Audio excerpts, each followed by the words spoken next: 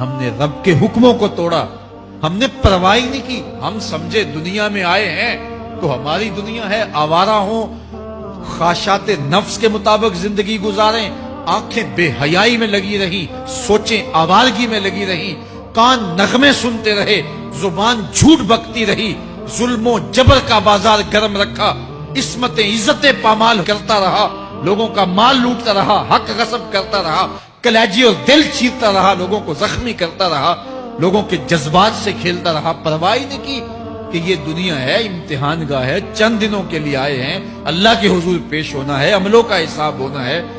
اب جب وہ دیکھیں گے کہ ہمارے ساتھ کیا ہونے والا ہے تو ان کے چہرے پہلے بگڑ جائیں گے۔ کیوں؟ وہ گمان کریں گے کہ ان کی ریڑھ کی ہڈی توڑ دی جائے گی، ایسے عذاب آئیں گے جس طرح کسی کی ریڑھ کی ہڈی ٹوٹ جائے تو اس کا چہرہ شگفتہ گلاب تو نہیں ہوتا، اس کا چہرہ جو ہے وہ تو کس قدر مرجھایا ہوا ہوتا ہے۔ تو اللہ ارشاد فرماتا ہے اس طرح ان کے چہرے ہوں گے۔ ابھی عذاب آیا نہیں ہے لیکن چہرے پہلے اترے ہوئے ہوں گے، اور جب عذاب کی بھٹی میں ڈالے جائیں گے، اللہ اکبر، اور وہ سخت عذاب، حضور نے جبریل امین سے پوچھا مجھے جہنم کے عذابوں کا ذکر سناؤ۔ عرض کی حضور سب سے ہلکے عذاب کی کہانی سناتا ہوں، اور وہ یہ کہ جہنمی کے پاؤں میں آگ کا جوتا رکھا جائے گا، باقی پورا بدن اس کا سلامت ہوگا۔ یہ سب سے ہلکے عذاب کی کیفیت ہے۔ اب پاؤں میں آگ کا جوتا ہوگا، حدت، گرمی، شدت اتنی ہوگی کہ دماغ پگھل کے ناک اور کانوں کے راستے سے باہر آ جائے گا۔ پاؤں میں رکھے ہوئے جوتے کی گرمی دماغ کو ایسے چڑھے گی کہ وہ پگھل جائے گا اور ناک اور کانوں کے راستے سے باہر آ جائے گا۔ تو اللہ کے عذاب کے خوف سے چہرے بگڑ جائیں گے، حالت سلامت نہیں رہے گی۔ یہ بات ذہن میں رکھیں کہ اللہ جس کو جہنم میں ڈالے گا اس کو اس صورت میں نہیں ڈالے گا، یہ محمدی صورت ہے، یہ شکل اس کی چھین لی جائے گی اور اس کی شکل بڑی کر دی جائے گی۔ اس کا ایک ایک دانت احد پہاڑ جتنا ہوگا۔ احد پہاڑ کا پھیلاؤ 15 کلومیٹر پہ ہے، 15 کلومیٹر کا ایک دانت اور 32 دانت کتنے ہوں گے تو منہ کتنا بڑا ہوگا۔ اس کو اتنا بڑا اس لیے کیا جائے گا تاکہ وہ عذاب کی تکلیف زیادہ سہے۔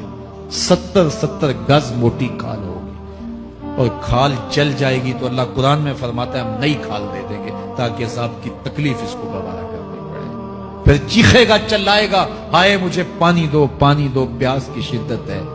70 سال تک تو اس کی کوئی آواز ہی نہیں سنے گا۔ 70 سال کے بعد داروغہ جہنم چیخ کر کہے گا کیا مانگتا ہے؟ وہ بولے گا مجھے پانی چاہیے۔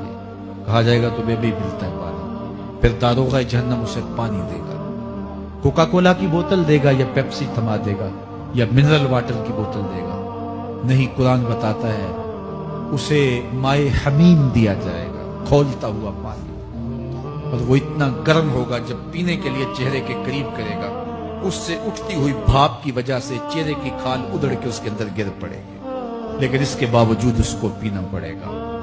اللہ فرماتا ہے یہ دنیا ہی سب کچھ نہیں ہے، سمجھ لیا یہی سب کچھ ہے، آخرت کو بھول گئے، صبح اٹھے کام پہ چلے گئے، شام آئے آوارگی میں چلے گئے، صدائیں آتی رہی حی علی الصلاح حی علی الفلاح، کوئی پرواہ نہیں کی، نہ پیشانیوں نے سجدے کیے، نہ سوچوں میں پاکیزگی آئی، زندگی یوں گزار کے چلے گئے۔ ایسے نہیں، کہا ایک وہ ہوں گے جن کے چہرے شگفتہ گلاب ہوں گے، ایک وہ ہوں گے جن کے چہرے بگڑے ہوئے